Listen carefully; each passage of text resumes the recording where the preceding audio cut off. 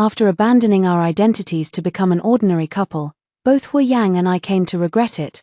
Thus, in this second life, we tacitly avoided all the opportunities that could have led us to meet again as in our previous lives. When we met again, he had already become the undefeated general, returning triumphantly to the capital, basking in boundless glory. By chance, we encountered a wedding procession, and he asked, "Who is getting married today?" Others, "The Pei family, Miss Pei II.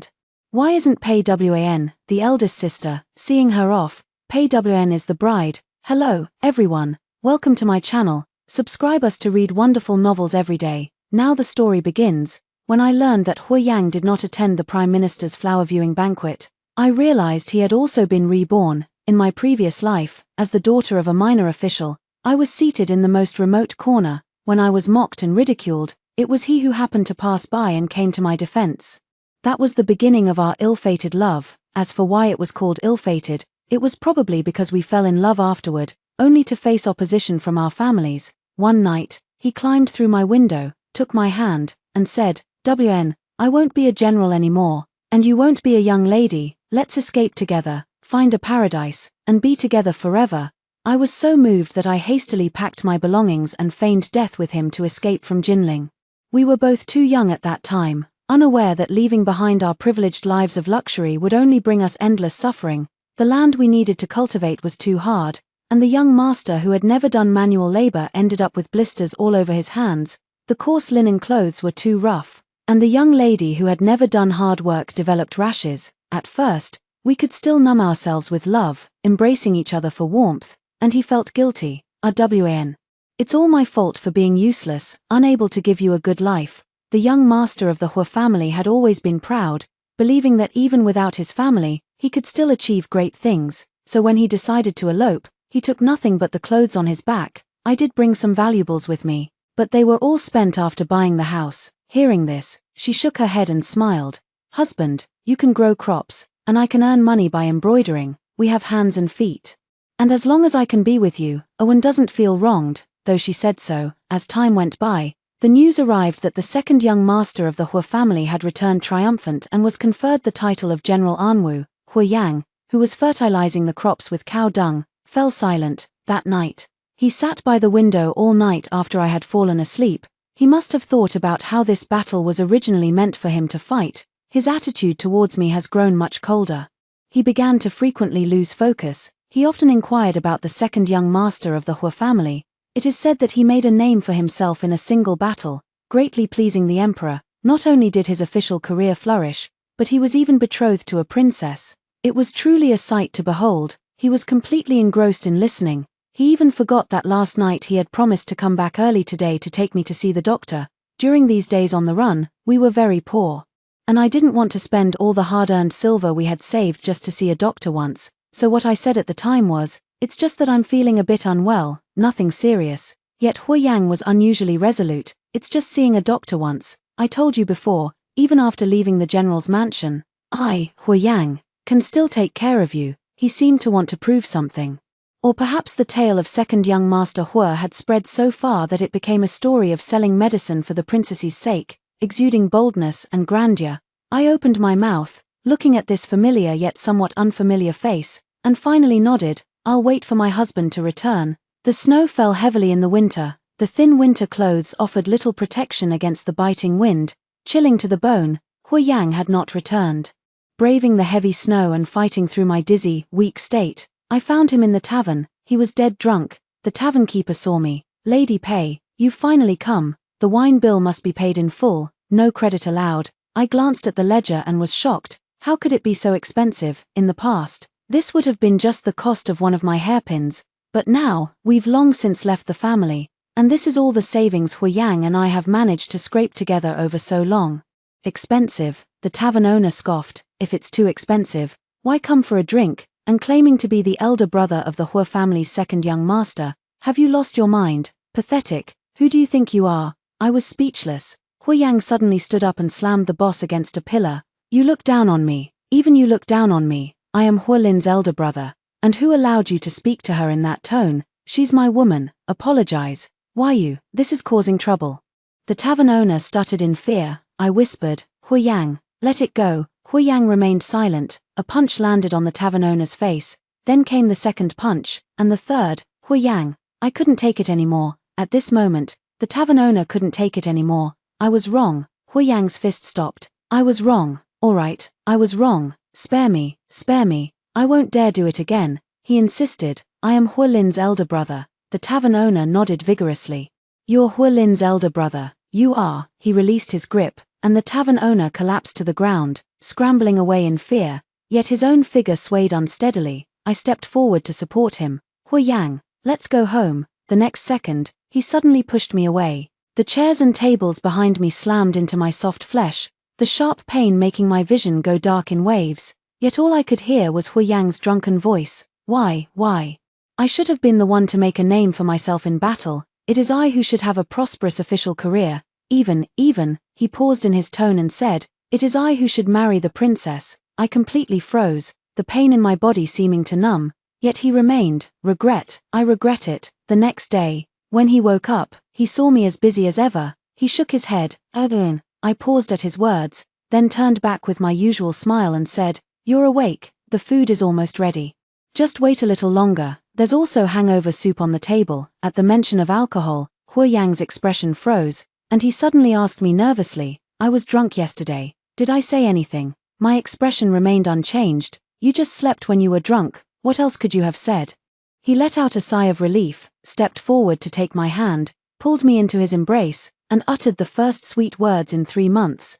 Having you as my wife is truly wonderful. I just stared at the mound of earth in the courtyard and suddenly thought of my father. He was neither a high-ranking nor a low-ranking official, yet in Jinling City, he was renowned for his devotion to his wife. Everyone said that Lord Pei was wholeheartedly devoted to his lady. And there wasn't a single concubine in his household, but only I knew that he kept a beautiful mistress outside. Every time he returned from visiting her and saw my mother's concerned face, he always felt somewhat guilty, so for a period after that, he would treat my mother exceptionally well. As for me, hearing his words, I could only force a smile and say, I feel the same way. Not at all. Hui Yang thought only he had regrets, but just this morning, I heard that my younger sister got married. And among the 10-mile bridal procession were 2 of Lady Pei's most precious jade hair ornaments. Those were truly exquisite pieces, meticulously crafted by artisans, priceless. Just a few scraps would be enough to keep Hui Yang and me well fed and comfortable for quite some time. Among them, one set was prepared by mother for me. At that moment, I regretted it too. Fortunately, there's still time for everything, because the moment I opened my eyes, I realized both Hui Yang and I had been reborn.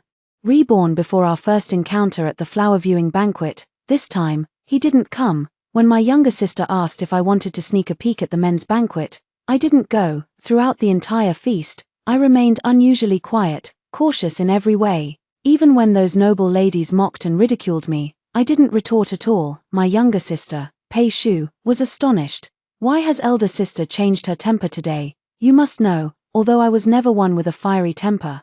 If truly bullied by a group, I wouldn't have just swallowed my anger in the past. I simply smiled. It's just a few words. Seeking momentary satisfaction would only bring endless troubles. Just like in my past life when I followed Hui Yang away from home for fleeting love, I suffered no end of hardships. Now, as merely the daughter of a minor official, these noble ladies might at most look down on me and say a few words, but if a real conflict arises, with just a casual gesture from them, I could face endless bitter days. Moreover, I am no longer the naive Pei Wn of my maiden days. Having tasted bitterness and stumbled hard, I've come to understand, what are a few quarrels? All I want is a lot of money, and even more, a lot of power. Is that so? The little sister puffed her cheeks. At just 14, she understood nothing, her eyes brimming with curiosity. Big sister, isn't that just the legendary young master Hui, not far away, on the riding and archery field?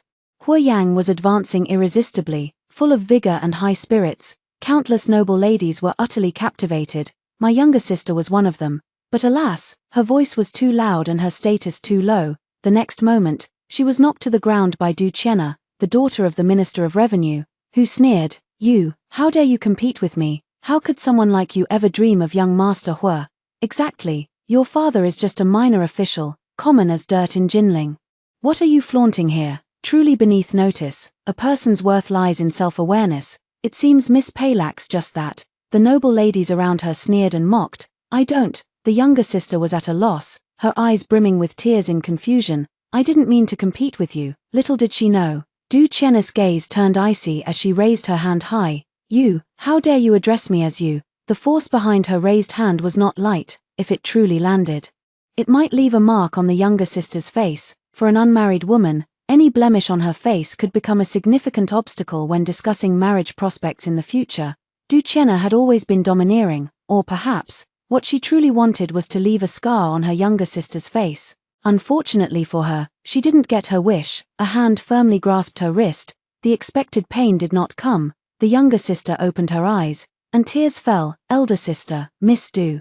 My younger sister may be impolite, but this is the flower viewing banquet hosted by the Prime Minister's wife. By any measure, it is not your place to discipline a guest. My voice was steady. Du Chenna narrowed her eyes. Are you threatening me? Who do you think you are? Your father is just a minor official, and your mother is merely a merchant's daughter. Even if they came to plead in person today, they wouldn't be worthy of standing before my Du family. The commotion here was quite noticeable and soon drew the attention of others. The male guests heard the noise. What's going on here? Looks like another woman is causing a scene over young Master Hua. Which of these young ladies doesn't gaze at young Master Hua with starry eyes? But if I'm not mistaken, that should be the daughter of Minister Du. That young lady has quite the temper. Cross her and you'll regret it. The one next to her, I know her, not from a prominent family. Must be from the Pei family. At the mention of Pei, Hua Yang's figure stiffened. He instinctively looked over, only to see a familiar and upright figure with its back turned. In his ears, the voices of others were loud. Master Hua, she suffered for your sake. Won't you go and mediate? Don't let the young lady face undeserved misfortune. I heard it too. The air fell silent for a moment. Then came Hua Yang's voice, unreadable in tone. A man going to the women's seating area is improper by etiquette.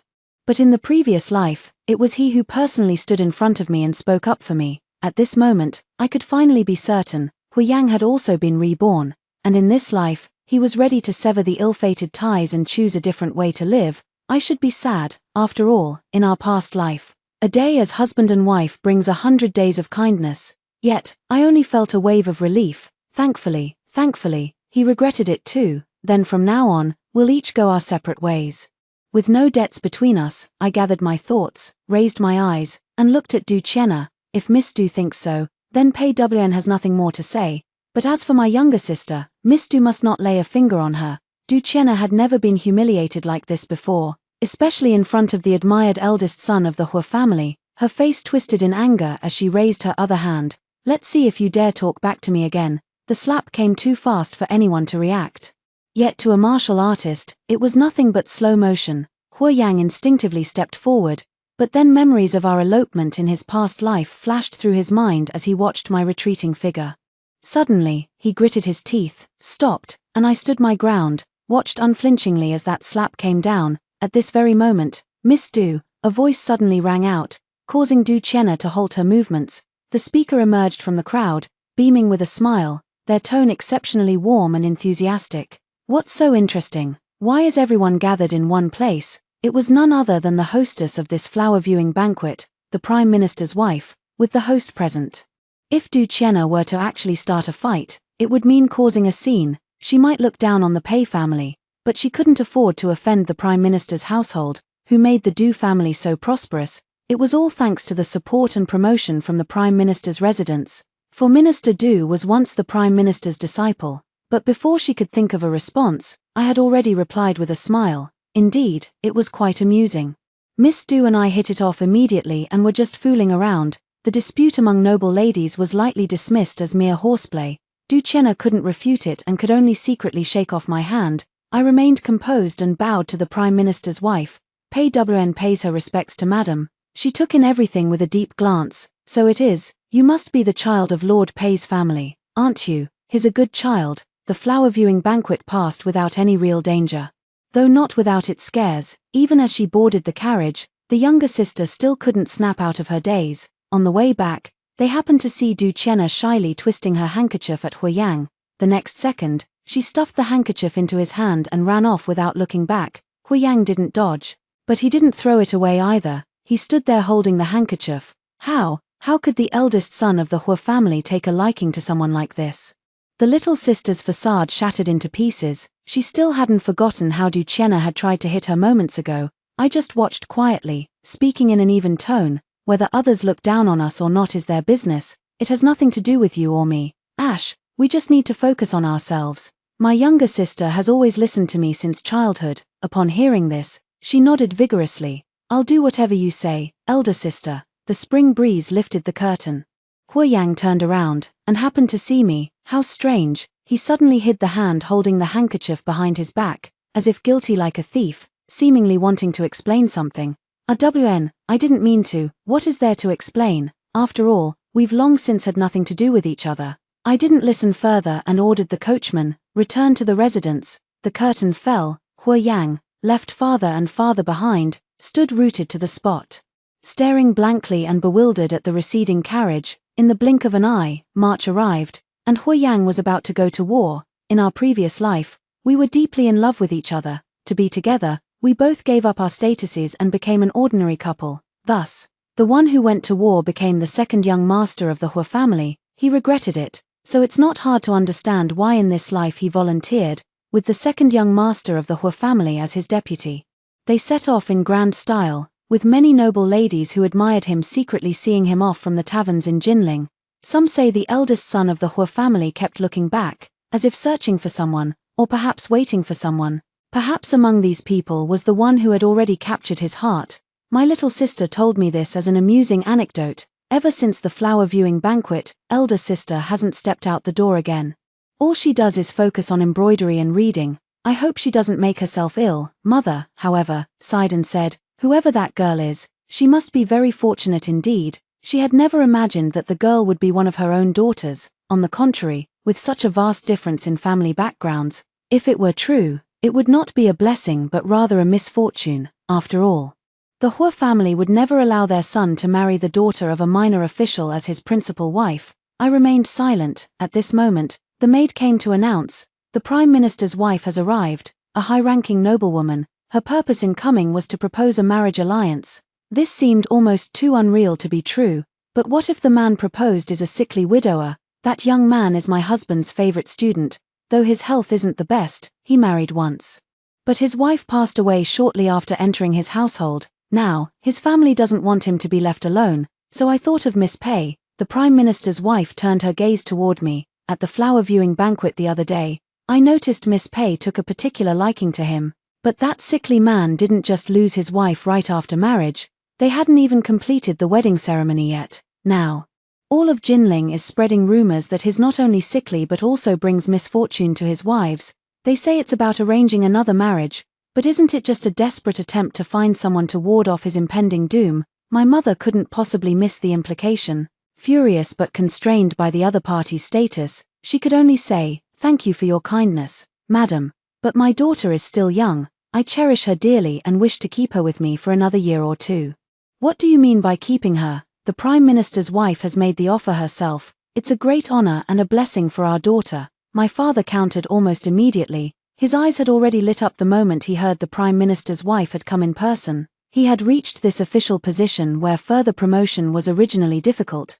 But if he could attach himself to the Prime Minister's residence, who could say for sure? My mother, who understood her husband all too well, paled at these words and still wanted to intervene. Master, the Prime Minister's wife merely glanced over with a silent smile, took a sip of tea, and said lightly, gentlemen, why not ask Miss Pei herself if she's willing? At these words, everyone turned to look at me, and all I asked was, does the other family have any assets? With a fortune of 10,000 strings of cash, it would suffice to keep Miss Pei in comfort for 10 lifetimes and more. And what of influence? In Jinling City, every household would show her some deference. She was still waiting for me to inquire about her talents, beauty, and other qualities, but I had finished asking. She said, then I am willing to marry. This time, even the Prime Minister's wife was surprised. She thought I would at least hesitate. After all, it's a lifelong commitment, and the other party is a sickly man who brings misfortune to his wives. But I don't care. In my previous life, having witnessed my mother's forced smiles and unhappy marriage with my father, I decided to live differently this time. I faked my death with Hua Yang and left to live as an ordinary couple. But I'm not happy either. Even so, I won't choose it anymore. What's all this talk of love and affection? It's just an illusion. It can't put food on the table. What can put food on the table is money and power. I'd marry him even if he were a sickly wife killer. Let alone a dead man. My final question, when is the wedding? The Prime Minister's wife, delighted by the quick agreement, hastily replied, the 8th day of the 8th month. It's an auspicious date. That day was indeed a good day, not just for the wedding, it was also the day Hu Yang returned in triumph. As expected, he achieved a great victory, was conferred the title of ever-victorious general, and returned to the capital in glory, basking in boundless honor. On my way here, I saw the streets bustling with excitement. It must be someone's wedding celebration. I couldn't help but feel a pang of emotion. After all, in my previous life, since we faked our deaths to leave, we didn't take much money with us. Our wedding was just a simple affair with a bit of red silk. I didn't even have a proper wedding dress, just a single red flower in my hair. Back then, he was filled with guilt. Just wait a little longer, just a little longer, once I've established my career. I'll surely give you a grand wedding. But in the end, he never fulfilled that promise. He admitted that he did regret it afterward, having grown accustomed to a life of luxury, returning to plain tea and simple rice with no achievements to his name. He regretted it every single moment. So when he heard that his second brother had been promoted again, he got thoroughly drunk. At that time, he thought, if he could do it all over again, if he had another chance, he definitely wouldn't make the same choice. Thus, when he opened his eyes again and returned to the moment everything began, the first thought upon seeing me was to escape. It should have been like this. We had never met, never had anything to do with each other. But why? When he took Du Chenna's handkerchief and saw Pei Wn, did he feel so flustered and guilty? Hu Yang had never been able to figure it out. It wasn't until these past days of constant battles outside that his subordinates noticed something was off and asked him about it. He concealed some details but voiced his confusion. His subordinates, however, understood clearly and said nonchalantly, "What's so difficult about this? Just make that woman your concubine and marry someone of equal status as your wife. Problem solved." No, but how could she be a concubine? Hu Yang was stunned and blurted out instinctively, "Why not? For the daughter of a minor official, becoming the general's concubine is a blessing from 8 lifetimes of good fortune. She should be overjoyed. Could she possibly be so ungrateful?" His subordinates found this perfectly reasonable. With the general's exceptional talent, if she truly understands and admires him, she would naturally be magnanimous enough to fulfill his wishes. Hu Yang, he suddenly saw the light. Right, after all, he still loved Pei Wn. In his previous life, he and Pei Wn faked their deaths to leave because his family refused to let Pei Wn be his legal wife. And now, unwilling to give up, why not just make Pei Wn a concubine? After all, he wouldn't mistreat Pei Wn, it's just the title of a concubine. Pei Wn loves him so much, she wouldn't mind. Having figured this out, Hu Yang returned in high spirits. He happened to encounter a wedding procession, and in a rather good mood, he asked, "Who is getting married today?" Others replied, "The Pei family. Miss Pei II. Why isn't the eldest sister, Pei Wn, here to see you off?" Pei Wn is the bride. Clang. On the streets of Jinling, everyone witnessed the ever-victorious general suddenly lose his composure, his long sword falling from his grasp, with an angry expression on his face. No one knows who upset him. Of course, he wasn't the only one unhappy. Just then, at the minister's residence of the Du family, the mother-in-law pointed at me and said to Du Chenna, "Chenna, call her sister-in-law." What kind of sister-in-law is this? I refuse to be the sister-in-law of such a person. Du Chenna stamped her foot in anger, turned her head, and ran off. The scene fell silent for a moment. It seemed no one had expected the second Miss Du to be so willful. Under the red bridal veil, I couldn't see the expressions of others, but my mother-in-law merely let out an awkward laugh and said lightly, "Look at this child, always mischievous since she was little. She must be jealous, afraid her elder brother won't dote on her as much after he marries." In just a few words, it was settled like this. Even if I were the most foolish, I would know this was my mother-in-law's way of asserting dominance on the very first day. Or perhaps it wasn't just her. My father-in-law remained silent by her side, while my brother-in-law was still drinking at the tavern, even boldly declaring, "A sickly man taking a wife. What bad luck, I won't go. And my husband is a rooster." Du Shangshu's eldest son, Du Wolin, was known as a child prodigy from a young age. If Du Shangshu was the old prime minister's prized disciple, then this child was brought over by Du Shangshu and raised single-handedly by the old prime minister. Unfortunately, heaven envies the talented. At the age of 10, he fell into water and became chronically ill. The imperial physicians spoke in obscure terms, but most gave the same verdict. This young master Du clearly bears the appearance of an early demise. From then on, naturally, no one in the family paid him any heed. Even the previous marriage arrangement was merely for the sake of the Du family's reputation, pairing him with a girl who was already on the verge of death. The second young master Du once mocked, a sickly wretch matched with another sickly wretch, how wonderful it would be if they both died early. Alas! The girl passed away before the wedding ceremony could even be completed. From then on, the eldest son of the Du family became yet another laughingstock. Only the old Prime Minister and his wife cared enough to arrange this marriage. This was also why my mother had been so resistant when the Prime Minister's wife first proposed the match to me. Our family may not be of noble birth, but we would never sell our daughter for wealth and status. RWN, why did you agree to this marriage? As soon as the Prime Minister's wife left, my mother pulled me aside and asked eagerly, indeed, my family is truly wealthy, not because of my father, but because of my mother. My mother was originally the daughter of a wealthy merchant, but in the hierarchy of scholars, farmers, artisans, and merchants were at the bottom. No matter how rich they were, the noble families still looked down on them. So she married my father, a minor official. I don't regret it, but I'll explain carefully. Mother, marrying anyone is still marrying, so why not marry the highest I can reach? Whether this man is good or not, no one knows, but whether he's wealthy or powerful is immediately obvious. Even though the eldest son of the Du family is a sickly man and not highly regarded by the Du family, the old Prime Minister and his wife care deeply about him, just like earlier, after I agreed to the marriage.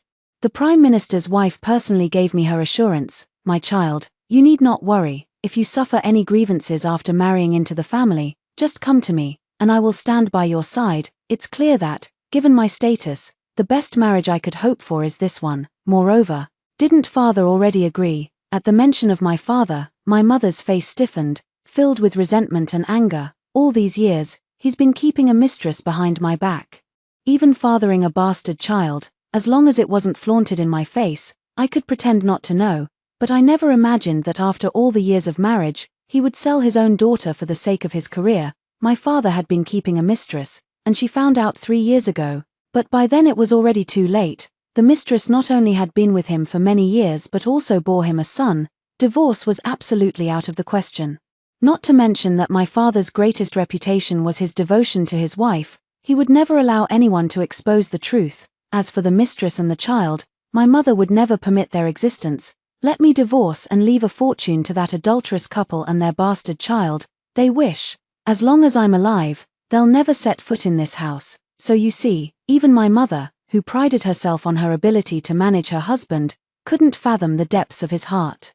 In my previous life, I tried living differently, but I still wasn't happy, so why should I hesitate now? I don't care whether the eldest son of the Du family is good or bad, nor do I care about the Du family's reputation. As long as marrying into the Du family as the eldest daughter-in-law ensures my material comfort and protects me from being bullied by anyone, these are the tangible benefits I can truly grasp. So, mother, I am willing to marry, now that the bride has entered the household. The sister-in-law shows a cold face, the mother-in-law and father-in-law give me a stern warning, and the younger brother-in-law shows no respect at all. My husband even used a rooster as a substitute. They thought I would feel embarrassed and humiliated, yet little did they know, compared to my previous life where I couldn't finish plowing the fields, couldn't raise enough silkworms, couldn't embroider enough handkerchiefs, and couldn't serve Huoyang enough, it was simply not worth mentioning. Indeed, when it comes to matters of love and affection, just go plow 2 acres of land and you'll settle down. So when my mother-in-law said this, I just replied softly, Chenna didn't mean it, and besides, Evelyn also has a younger sister. Seeing that Chenna's temperament is similar to my sister's, Evelyn finds it quite endearing. Nonsense. My little sister is the most obedient and sensible. She even cried sadly when seeing me off to my wedding, but when others heard my reply, they could only whisper among themselves. The minister's household had married such a sensible and understanding wife, while this second young lady was so domineering, truly unworthy of praise. My mother-in-law seemed not to have expected this outcome. Something flickered in her eyes, the smile at her lips faded, and she said coldly and stiffly, if that's the case, then let's proceed with the wedding ceremony, since Wolin is frail, and my daughter-in-law is so understanding. Using a substitute shouldn't be an issue. Of course I wouldn't mind. I'm marrying into the title of Madame Du, not her son. Whether it's a chicken or even a dog standing in, I'll bow to complete this ceremony. I calmly knelt down, the master of ceremonies shouting in my ear, "First bow to heaven and earth." The rooster beside me flapped its wings, "Second bow to the parents." The crowd began to whisper, "Couple facing." Wait, someone rushed out of the crowd and spoke loudly. The etiquette was interrupted, and all I could see before my eyes was red cloth. I didn't know the situation, but this voice was all too familiar to me. I clenched my fist, stood up, and looked in that direction. General Hua. The others were also surprised. The two sons of the Hua family have returned victorious from leading troops into battle, with the eldest young master even being bestowed the title of ever victorious general. He just returned today, basking in glory. What brings him here so suddenly? Could it be that the Du family invited him to a banquet? Yet the Du family never valued this son and daughter-in-law, let alone this marriage. How could they possibly have invited him? But with Hua Yang's current prestige, the mother-in-law and father-in-law naturally welcomed him with smiles. General Hua graces us with his presence, yet the servants failed to announce him promptly. "General, please take a seat and join us for a celebratory drink." But Hua Yang, clearly overwhelmed by emotion, spoke without thinking, his tone sharp and impulsive. "I did not come for celebratory drinks." His discourteous tone undoubtedly embarrassed both his mother-in-law and father-in-law. The two of them looked rather displeased. In contrast, Hua Yang appeared travel-worn and aggressive. Still clad in his armor, under the watchful eyes of the crowd, he fixed me with an intense, unwavering stare. The others followed his gaze toward me. This was entirely unexpected. It was clearly agreed beforehand that everyone would live their new lives separately, going their own ways without interference. So why did Hua Yang burst in during my wedding ceremony? And why is he staring at me in front of so many people? Never mind what others might think. If this gets out, how am I supposed to face the Du family? I steadied myself, yet still instinctively took a step back. But the next second, a hand steadied my waist, and a faint, bitter scent of medicine wafted over. I turned my head in surprise, but beneath the red bridal veil, all I could see was the person's crimson wedding robe, and their cool yet frail voice. "General Hua, are you here for my younger sister? However, this is precisely the moment for my wedding ceremony with my newlywed wife. Why not wait for the servants to announce you, General, and join us for a celebratory drink?" Although Hua Yang and Du Chen's marriage had not been publicly announced, both families had already acknowledged it. And the prominent noble families of Jinling were naturally well aware of the arrangement. Given the circumstances, this statement wasn't entirely incorrect. At the very least, it provided Hua Yang with the perfect excuse. But when Hua Yang saw Du Wolin's hand resting on my waist, his anger only grew fiercer. "I didn't come here to, husband," I suddenly called out, my figure swaying slightly as I half collapsed into the arms of the person beside me. Appearing somewhat exhausted, the person beside me stiffened for a moment, paused for a second, then still supported me. Such behavior from a newlywed couple shows deep affection. This was like a bucket of cold water, drenching Hua Yang thoroughly. Ruo Lin.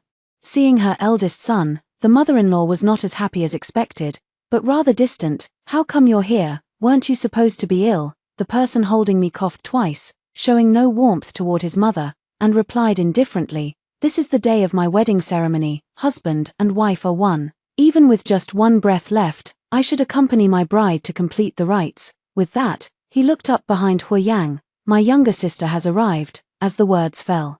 Du Chen's figure indeed appeared, but the disgust she had shown toward me was long gone. Instead, her face was full of delight. "General, what brings you here?" Hua Yan, who had been overwhelmed by a surge of emotions, finally regained his senses. He turned slowly to face the bashful Du Chen. His back was drenched in cold sweat. Only then did he realize what he had just done. Now he has achieved fame and success, and is about to marry the daughter of a high-ranking official.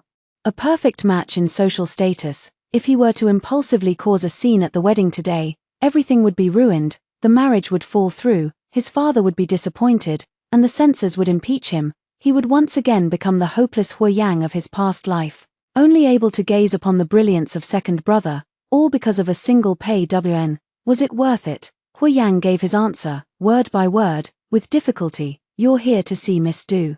I came in a hurry and didn't bring any gifts. I'm truly sorry to Mr. Du and Mrs. Du, my apologies." The answer is, it's not worth it. After this incident, the rooster used to humiliate me was removed. Someone was holding the other end of the red silk, just like me. Hua Yang sat among the male guests, watching this scene. Finally, bow to each other as husband and wife. In a daze, He recalled the shy girl from his previous life who married him without a splendid wedding dress.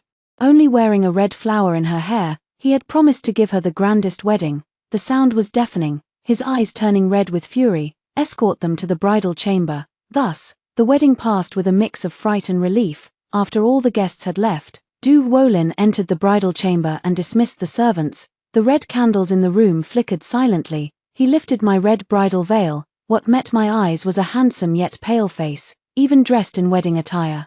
It could hardly add any vitality to him. The rumors were indeed true. The eldest son of the Du family was truly a sickly man, a sign of early demise. I blinked my eyes. He had already expressionlessly lowered the bridal veil and spoke. What happened today, I don't care about, nor will I investigate further. After all, you didn't marry me willingly, you miscalculated. With my frail and sickly body, even if I wanted to, I couldn't give you what you desire. On the contrary, I am not well regarded in this household, and marrying me will only bring you the same fate. So if you behave yourself in the future and stay quietly in the eastern courtyard, I can still ensure your safety. But if you insist on reaching for more, scheming and currying favor elsewhere, don't blame the consequences you'll bring upon yourself. His eyes were filled with weariness, not toward me, but toward the world. He looked as if he had given up entirely. Let it be, after I die. I'll give you a divorce letter and some gold and silver. No need to keep chastity for me, and don't bother me either. With that, he didn't even spare another glance before walking out the door. I spoke up. Husband, where are you going? He paused mid-step, turned to look at me with furrowed brows. Clearly, he disliked the term husband immensely, yet couldn't refute it. After all, we'd performed the wedding ceremony, making him indeed my husband. Thus he could only say, study. He never intended to share a bed with me, but just as he was about to leave, I already pulled him back. How could he leave? The wedding night. If the groom leaves, I'll be the laughingstock tomorrow. It threatens my status and identity, and I won't allow it. He was already in poor health. Too slow to react as I pulled him onto the bed, coughing incessantly, a mix of shock and anger. What are you doing? Naturally, it was the wedding night. The bridal sedan had arrived. The ceremony was completed. How could my husband say I was unwilling to marry him? He froze, then laughed at himself. With my sickly frame, who would willingly marry into this? Me. Without hesitation, I shed my hairpins and skirts under his astonished gaze. A newlywed heiress widowed by her wealthy husband. Such good fortune is exactly what pleases me most now. So, I forcibly loosened the belt of the frail and aloof eldest son of the Du family, sealing his thin lips. My dear husband, let us consummate our marriage. The next day, hearing the knocking of the Du family servant who had been waiting, I got out of bed feeling refreshed and invigorated. The door was pushed open, and the old maidservant by my mother-in-law's side stared wide-eyed, trying hard to see inside. The next second, the basin in her hands dropped, and she exclaimed as she rushed toward the bed, "Young master!" The mottled red marks on Du Wolin's neck were visible as he wrapped himself in the quilt, his face dark with anger. Looking every bit like a deflowered maiden, ignoring the shocked gaze of the old maidservant, gritting his teeth. Such petty behavior is disgraceful and unbefitting of a gentleman. Pay Dublin, you, cough cough asterisk. The servants gathered around in shock. I straightened my collar. What a joke. I'm a woman, not a petty person, much less a gentleman. What's wrong with consummating the marriage with one's own husband on the wedding night? It's only natural. Du Wolin was also fed up and threw the handkerchief from the bed into the nanny's arms, scolding in a low voice, "Get out." The nanny saw the red stain on the handkerchief and couldn't help but speak the truth. You actually dared to. After all, she was sent by my mother-in-law to witness our embarrassment. Du Wolin, a sickly man, and me, a daughter-in-law she never liked. There was plenty to be ashamed of. But who could have imagined? The nanny glanced at me, then at Du Wolin's slightly pale face, and the unmistakable red marks scattered across his fair neck. Du Wolin, a vein bulged on Du Wolin's forehead. Get out! The group scrambled away in panic, after the eldest son of the Du family fell into the water and became seriously ill. He plummeted from the heights of privilege into the depths of misery, undergoing a drastic change in temperament. He often secluded himself in the courtyard, disliking the presence of outsiders the most. Even when it came to bathing and grooming, he insisted on doing everything himself. If a servant accidentally intruded, they would inevitably face his angry reprimands. All of this was well known to them, indeed. Though the eldest young master has now become the unwanted outcast in his parents' eyes, with the old Prime Minister still around, Minister Du and his wife, no matter how displeased they are, can only continue to pamper and appease him. The crowd dispersed. Du Wolin flung the quilt aside in a fit of pique, yet his hand trembled slightly as he reached for his robe. The next second, a hand naturally took what was offered to him. He looked up, glaring fiercely at me. I don't need your charity. Get lost. He snatched his clothes away roughly, but was already covered in cold sweat after just putting on the inner garment. Yet I stood motionless, watching without blinking. Pride and face were at war within him, making his dressing increasingly disheveled. After several failed attempts, he punched the quilt in frustration. He collapsed onto the bed in self-abandonment, covering his eyes with the back of his hand.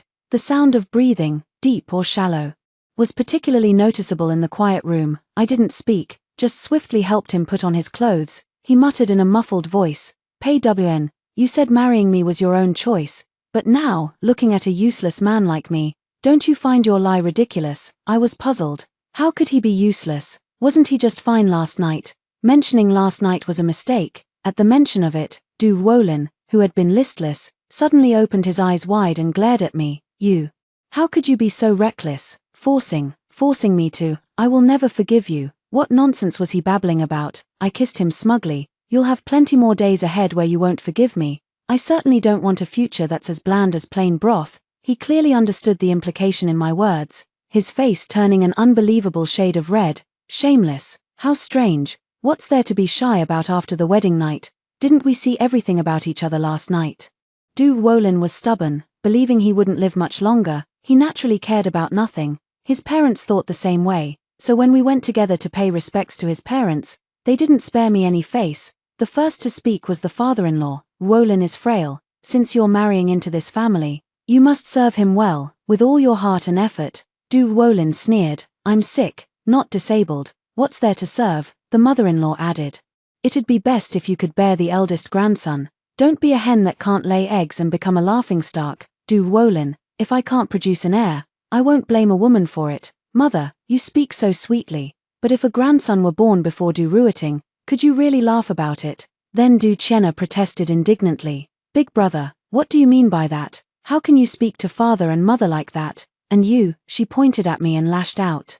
If you can't even control your own husband, what good are you? I opened my mouth to speak, but the person beside me sneered first. Is this how you properly address your elder brother and sister-in-law? Shouting disrespectfully at your elders. What good are you? Bang. After a grand, drunken spree at the tavern, Du Ruiting returned in high spirits and slammed the table, shouting, Du Wolin, don't think just because you're a sickly weakling the whole family has to indulge you. Defying our parents, making our little sister cry. Today I'm going to teach you a lesson.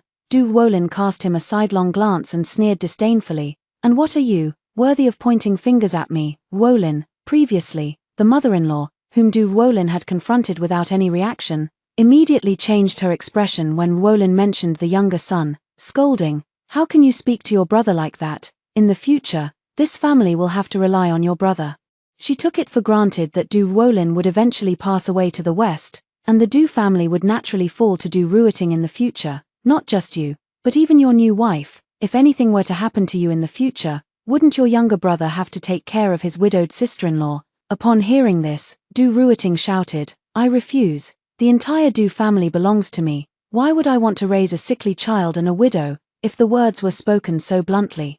It clearly wasn't the first time they'd been said. No wonder Du Wolin treated them so harshly, completely opposite to how agreeable he'd been when he met me last night. I smiled, raising my hand to rest on Du Wolin's forearm, speaking before he could. What kind of talk is this, brother-in-law? Although my husband may be somewhat frail, he is far from meeting an untimely end, as his younger brother. To curse your own elder brother like this, if word gets out.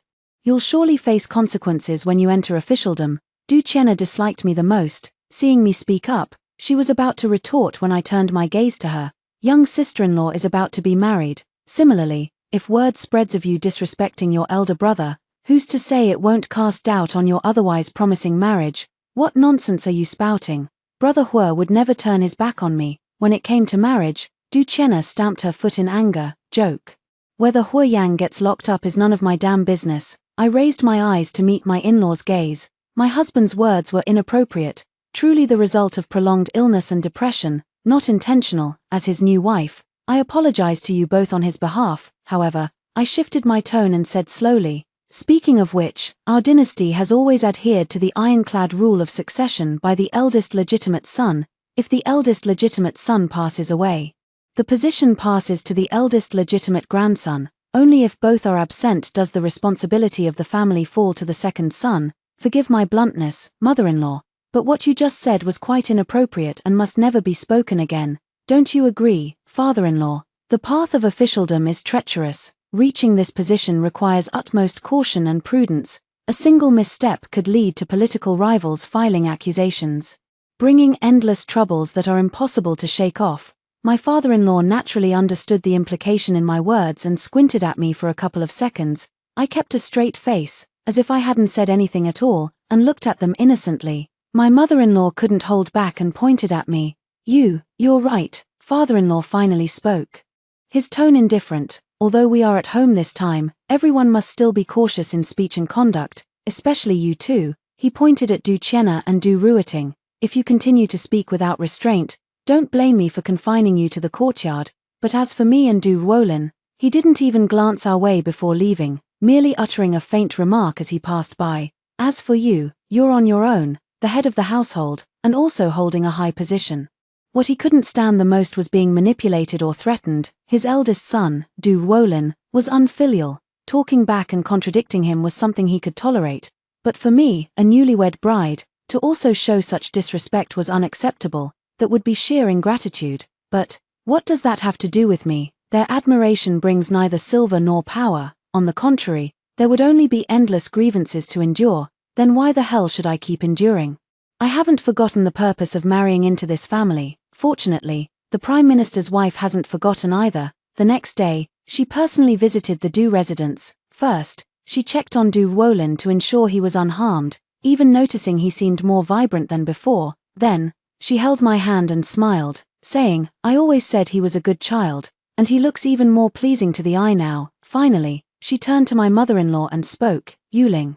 Now that the eldest son is married and the bride has entered the household, it's high time you taught her the ways of managing the inner quarters. The words were spoken tactfully, but anyone with discernment could grasp their underlying meaning.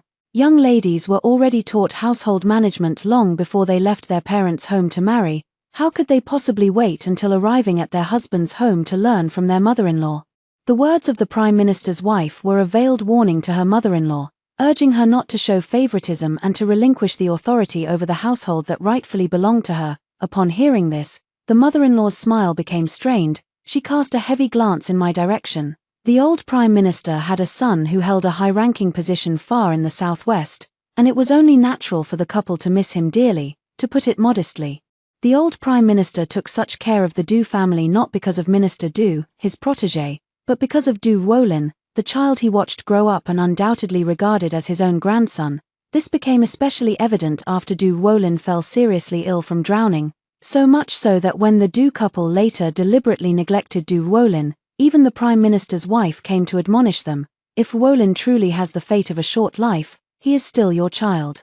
How can you two be so short-sighted, favoring the younger son and treating him so poorly? My mother-in-law's response at that time was flawless. Yuling, you're wronging me. This child has always had the same food and clothing as Ruiting. When have my husband and I ever neglected her? The Prime Minister's wife was left speechless. Indeed, the food and clothing were the same, but some invisible things were different. For example, in private, my mother-in-law would also show impatience.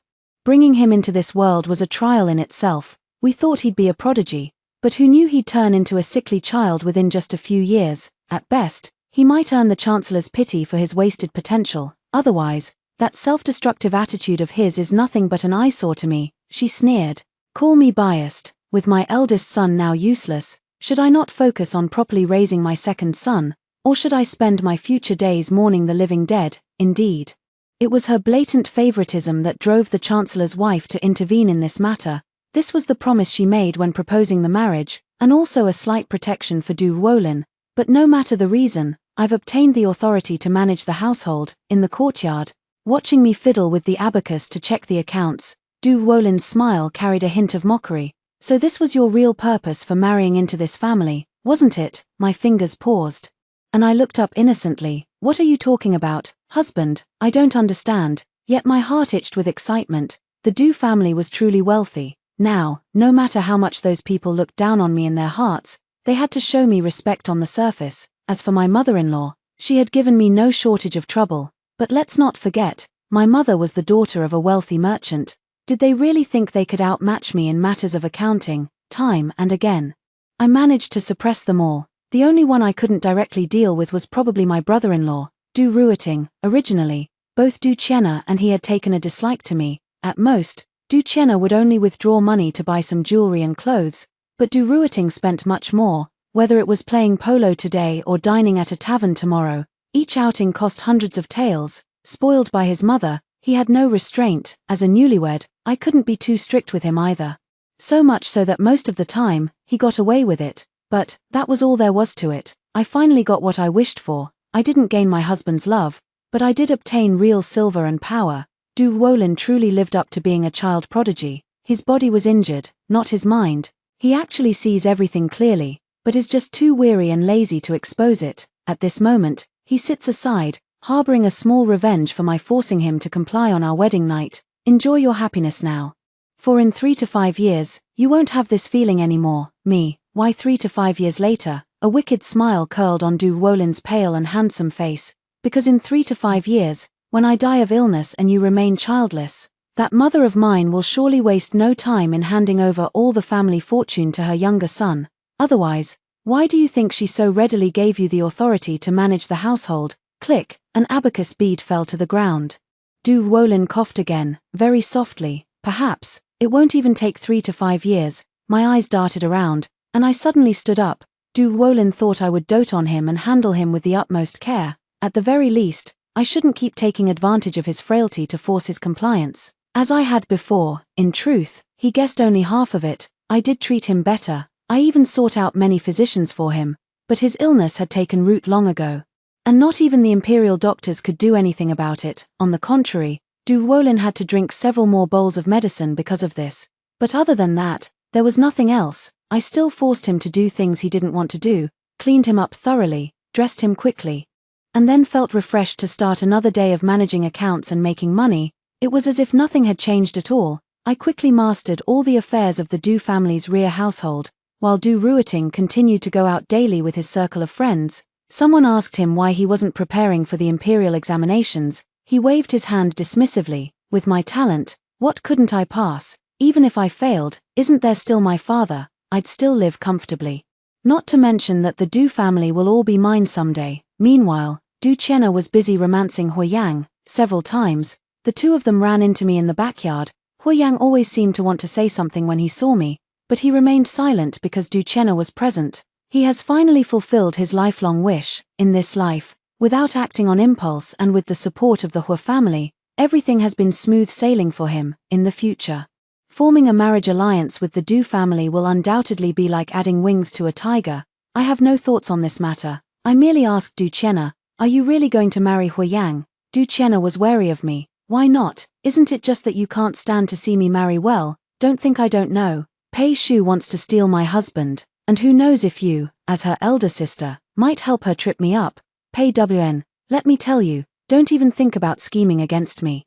If mother finds out, you'll be in big trouble." She was shouting about wanting a lavish dowry. As the one managing the accounts, I better not be stingy. I sighed and didn't say anything more. As for my mother-in-law, she is quite quiet. At least, we can still maintain a semblance of peace. Du Wolin was at a loss. We really stumbled through half a year like this. They say a day as husband and wife brings 100 days of affection, apart from forcing him to submit every half-month.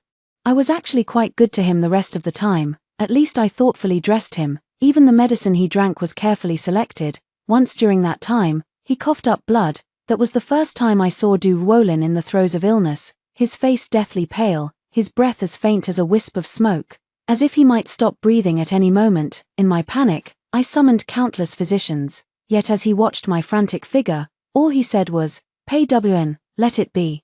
I paused and turned back. With blood still at the corner of his lips, he looked at me with an uncharacteristically gentle, self-mocking smile. "Forget it all, just as I said back then.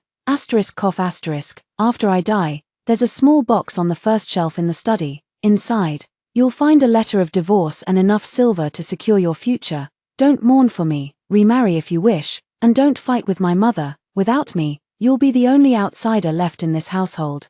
You can't win against her, so, he took a deep breath. Take the silver and go. They say a man's words are kind when death is near, but even at this moment, Du Wolin and I, this ill-fated pair of lovebirds, couldn't resist exchanging a few bitter words, but I didn't. I suddenly stepped forward, grabbed him by the collar, and spoke word by word under his astonished gaze. You're not allowed to die, Du Wolin. I won't let you die, at least, not now. I should be a cold-hearted person.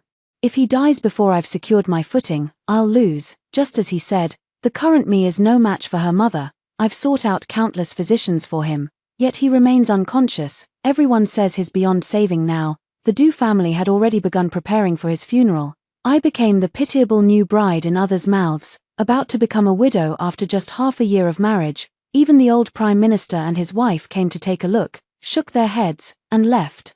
My mother brought my younger sister to see me. She said that her younger sister had found a good match, and they were just waiting for an auspicious date to hold the wedding. She said that she was living quite comfortably, and their father was in good health too. She said, Owen, if it really comes to that, come home. She hesitated, leaving some words unspoken in the end. The little sister's eyes reddened, wanting to say something, but Mother stopped her, yet I still noticed. I grabbed her hand.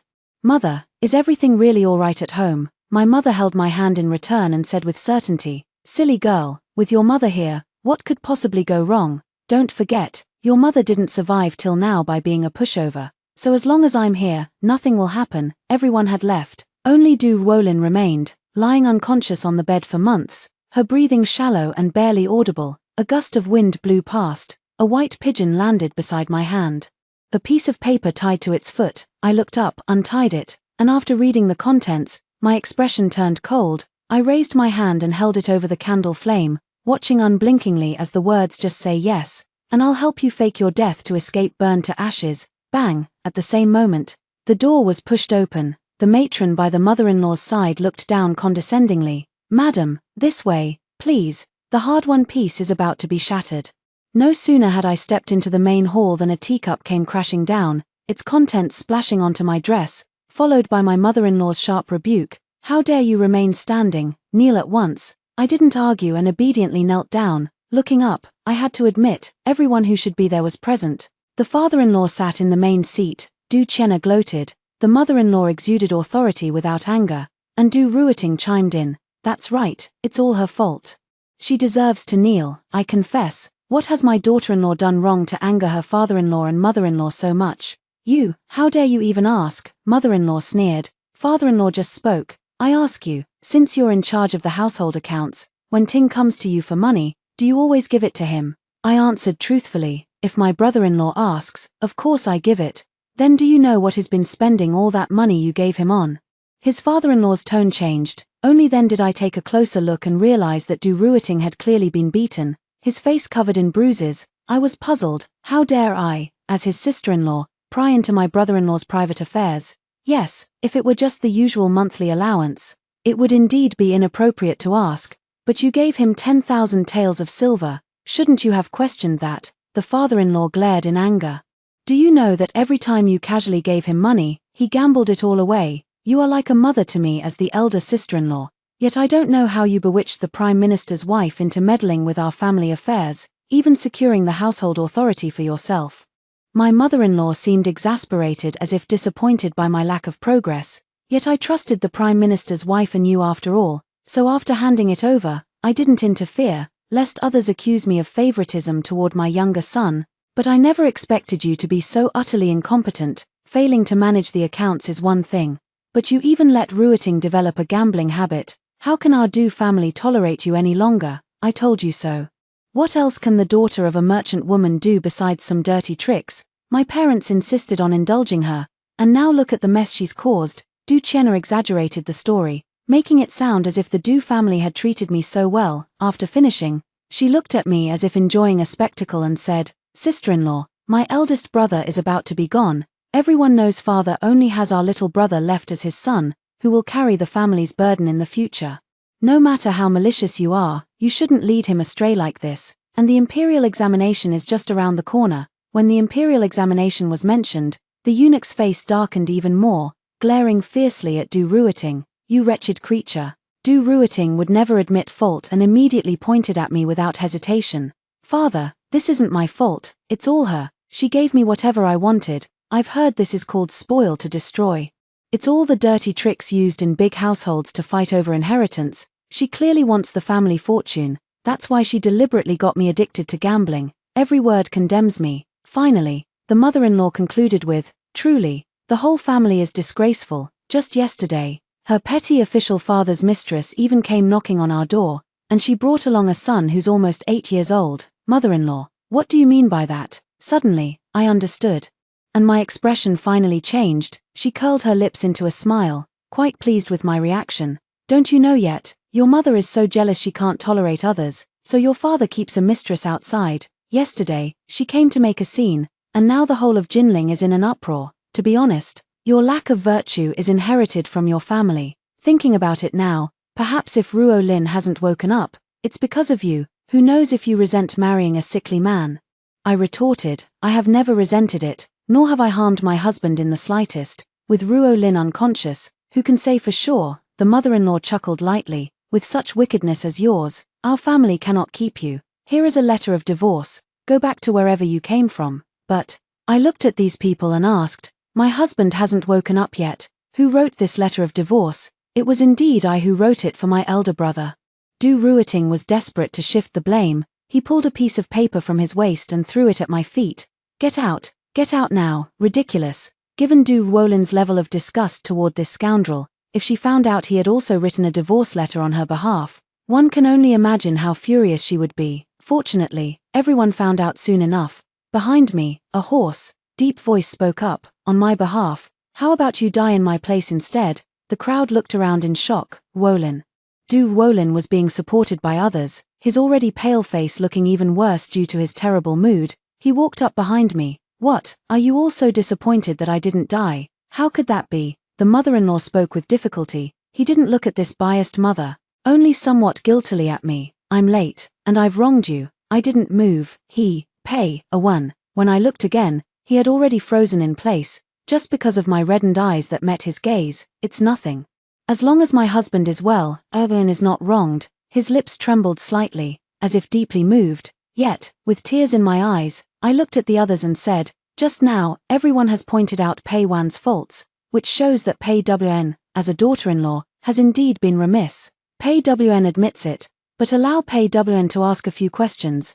May I ask, mother-in-law, when my brother-in-law came to withdraw silver, I did mention that the amount was too large to be easily dispersed. Yet he caused a commotion in the inner quarters, claiming it was with your permission. Is this true? The mother-in-law flatly denied. Of course it's false. I continued. Then why was it that whenever I sent someone to verify with you, mother-in-law, you were always unavailable behind closed doors? The mother-in-law opened her mouth and insisted, I'm old now, so of course I've handed over authority to you. If I were to interfere in everything, people would gossip about me.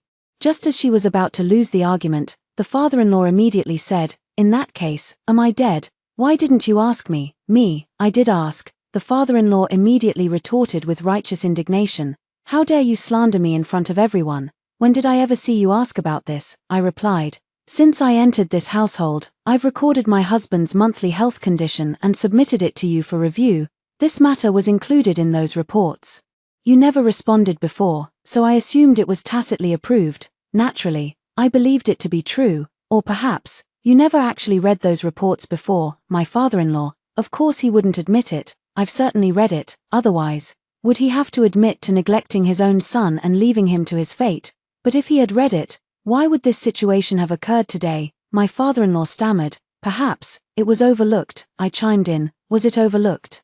Once might be an oversight, but my brother-in-law withdrew money over 10 times, and I recorded it each time. How could you have overlooked it every single time? Father-in-law. Du Ruolin let out a cold laugh. At this point, what else was there left to understand? He couldn't even be bothered to argue. As if his heart had already turned to ice, and merely said, if my parents truly favor my younger brother to this extent, taking advantage of my illness to bully my wife, then today I shall invite the elders of our clan to witness my removal from the family register, leaving me to fend for myself. Outrageous. Family scandals should not be aired in public. Are you trying to shame me? The father-in-law was furious upon hearing this. Du Wolin retorted sharply. Is it not shameful for parents to bully their eldest son's wife just to fight for the family property for their younger son, who told her to marry a sickly man like you, if you can't protect her?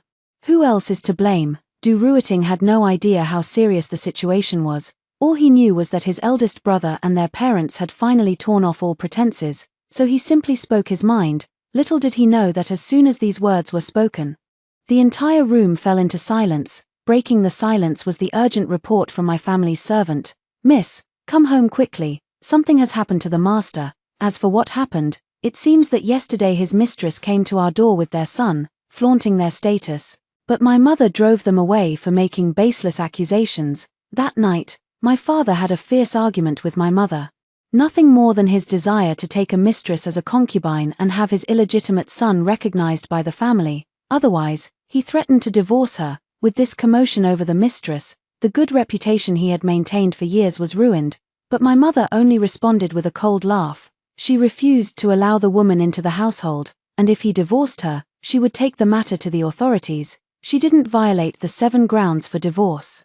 My father accused her of jealousy, but when she offered to arrange a concubine for him, it was he who pretended to be devoted and refused. She didn't bear a son, but it was my father who told his colleagues he only wanted her and never cared about having a son. The fault isn't hers. She has all the time in the world to wait it out, but if they think she'll step aside to make room for someone else, they're dreaming. My father was so furious that he left home, presumably to confront his mistress. Unexpectedly, he happened to catch her in the act with her lover. Now, he wasn't even sure if the child was his. Blinded by rage, he collapsed on the spot from a stroke. Fearing they might be held responsible for his death, the mistress and her lover fled overnight with the child. By the time someone found my father, he was already twitching uncontrollably, unable to utter a single word. My mother was quite pleased with this outcome. I merely intended to crush his spirit. Never expected he'd be so fragile under pressure. Well, no matter, paralysis is for the best. Saves me the trouble of looking at his wretched face. This is the fate that awaits all heartless men. By the way, did your mother-in-law succeed in her scheme? Indeed, everything was part of my plan. During Du Wolin's recovery period, I knew he would wake up today. I also knew my mother-in-law had sent that mistress to cause a scene. And I was aware that my brother-in-law withdrew money to gamble. But things didn't go as my mother-in-law had imagined. My brother-in-law wasn't pretending to gamble. He was genuinely addicted. Now, her plan has failed, losing both her money and her dignity. And on the way back, Du Wolin remained unusually silent. It wasn't until nightfall that he finally spoke to me. Owen, I'm going to participate in this year's imperial examination. Du Ruiting's words had truly provoked him, he said. I originally thought that if I lived or died on my own, they would be satisfied, but I didn't expect that before I could die and give you the divorce letter to set you free, they would already be impatient to harm you. He's right, I'm useless, that's why they dare to. He wasn't a bad person at heart. Just that prolonged illness had made his words sharper, but deep down, he truly didn't want to burden me, so he said, I'll try to live a little longer, at least, get you settled properly.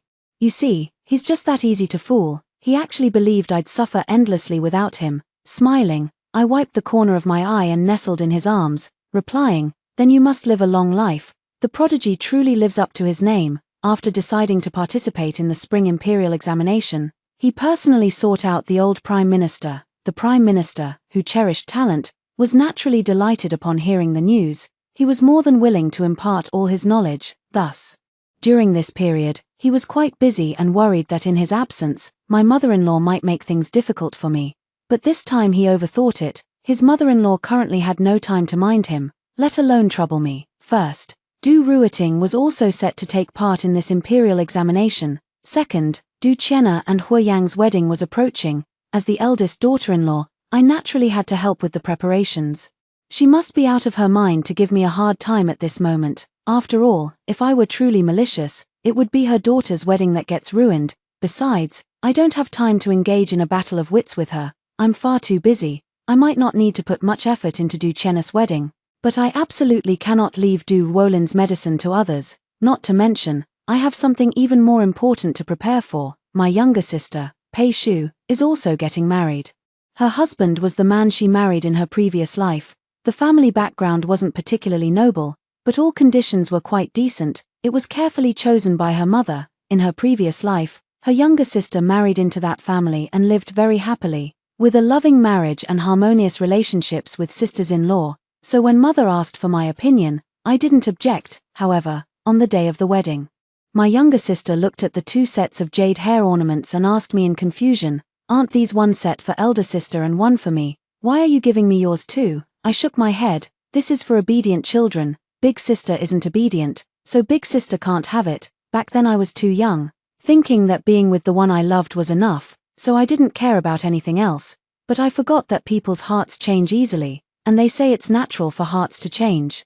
So it's only right that I don't deserve to have this set of jewelry. They should rightfully bear the consequences of their misdeeds. On my way back, I encountered Hua Yang blocking the path. It had been a long time since we last met. He looked somewhat haggard, as if he had been drinking. Fortunately, there was no one around. I saw him calm. "What do you mean by this, brother-in-law?" He was about to marry Du Chenna, but he doesn't seem happy either. Drunk and teary-eyed, he laughed bitterly and said, "Vivian, I don't want you to call me brother-in-law. Why did it turn out like this? Why did it turn out like this? In this lifetime, I didn't choose you, yet why am I still not as dazzling as my younger brother? Why did the princess still not choose me? Why must I settle for marrying Du Chenna?" I thought I would marry the princess, and you wouldn't be wronged by being my concubine. But why is everything so different from what I imagined? He rambled on, but I understood. And I laughed. So, after being reborn, not only does he not plan to marry me, but he also wants me to be his concubine. Did he really think I, Pwan, could be blind twice? Hua Yang, you're both conceited and arrogant, but you've forgotten there's always someone better and skies beyond skies. A truly capable person shines brightly anywhere, with or without you. I'm truly grateful that heaven gave me a chance to start over. Otherwise, my child and I would have suffered with you. Child? What child? Hua Yang's drunkenness instantly vanished as he sharply turned his gaze toward me. I pulled down the curtain and spoke with a mocking tone. "That day when you were drunk, you pushed him away. Just 2 months ago, I buried him in the yard. That fresh mound of earth." Hua Yang froze on the spot, motionless. Days passed like this. Hua Yang married Du Chenna, but their marriage was far from harmonious. Du Chenna was domineering, while Hua Yang, who considered himself unrecognized talent, desired a gentle, tolerant, and understanding virtuous wife. Du Chenna clearly was not. Thus, the couple's expressions were off when they returned from the bridal visit, not to mention a year later, when Du Chenna stubbornly refused to let Hua Yang take a concubine, leading him to keep a mistress outside and play the hero rescuing a damsel in distress. One farce after another unfolded. But none of this concerned me anymore, because Du Wolin topped the imperial examination, becoming the top scholar. On the day the results were announced, we were overjoyed. Father-in-law seemed lost in thought, while mother-in-law's expression turned extremely unpleasant. No other reason. Du Ruiting failed the exam. When they found him, he was still gambling excitedly in the gambling den. He was beaten with the family discipline by his father-in-law, but it was no use. He couldn't quit, couldn't change. His mother-in-law had tried to intervene, but whenever she did, Du Ruiting would shout, "Are you favoring Du Wolin too? Seeing that I failed the exams, you're quick to switch sides. Father favors him now, and so do you." The mother-in-law was left speechless, her grievances unspoken. Du Ruiting, however, remained unafraid. "What if you pass the exam? A sickly weakling like you will die in a few years anyway, and then all the family property will be mine. Let's see who will take care of you in your old age and bury you." He had been spoiled rotten. Unexpectedly, he even ran into Hua Yang at the brothel, who had come to drown his sorrows after being overshadowed by his younger brother. 2 men who considered themselves unrecognized talents and overshadowed by their brothers instantly hit it off. Bonding over their shared sense of injustice, they became close friends. At the time, no one could have imagined that just 2 individuals would cause such a massive disaster. Hua Yang and Du Ruiting were determined to make their mark in the world. He actually opened a gambling den and embezzled public funds to cover the losses. On the day it was discovered, his mother-in-law fainted on the spot. His father-in-law was severely scolded by the emperor. He had long since lost the emperor's favor, and after Du Wolin entered officialdom, the old prime minister naturally supported Du Wolin instead of him. Now that Du Ruiting has caused this mess again, it seems as if he has aged 10 years overnight. On the contrary, Du Wolin has become a favorite in the emperor's eyes. By that time, we had already been married for 4 years, and he was still sickly. Yet, contrary to everyone's expectations, he didn't suddenly pass away. Instead, it was his mother-in-law who came to plead for Du Ruiting's sake. accompanying her was Du Chenna. This was a premeditated move, for they had not only come themselves but also brought along elders from the clan to jointly exert pressure. Yet, before they could even speak, Du Wolin took a stack of papers from my side. He spoke, "You've all come at just the right time." Wolin was about to seek advice from the elders of the clan. "Over the years, my mother and sister have caused no small amount of trouble, disturbing the peace of our household, but recently, they have repented and are willing to voluntarily enter the Buddhist hall to cultivate and atone for their mistakes." "When did I ever say that?" Du Chenna shrieked. "Du Wolin, I came here to ask you to save my husband." "Hui Yang, what kind of talk is this?" "Wolin, my mother-in-law had a bad feeling and looked at me. Is it you? Are you the one stirring up trouble between me and my son? She really has a sharp eye for people." "It really was me." Du Wolin passed these papers down. "These are bribes that mother has been collecting in father's name over the years, all squandered by my younger brother. These are records of the trouble caused by my younger sister and her husband. Though it was a family matter, because of her husband's philandering, she nearly beat a courtesan to death in secret. Now that my younger brother and brother-in-law have been exiled 3,000 miles away, these dirty deeds can hardly be concealed. Do you all believe that mother and my younger sister are sincerely repentant by going to the Buddhist hall for spiritual practice?" As his words fell, those who had been supporting the mother-in-law and Du Chenna immediately changed their tune. "Yes, of course, I say we should send them for a lifetime. Having this intention is good enough, send them quickly. If we don't send them, are we just waiting for the scandal to break and disgrace the entire clan?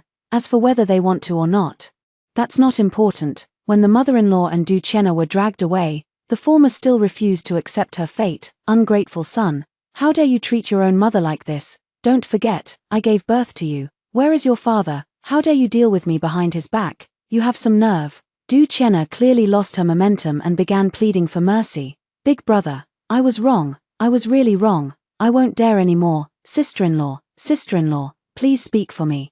I was really wrong." Du Wolin remained unmoved. "My father is currently summoned by His Majesty, likely unable to protect even himself, let alone my mother. It's all because of her accepting bribes in my father's name. As for the debt of life my mother owes me for giving birth," he looked at his mother-in-law. "I've never understood why mother always favored my younger brother. That year when I was 10, it was clearly he who pushed me into the lake.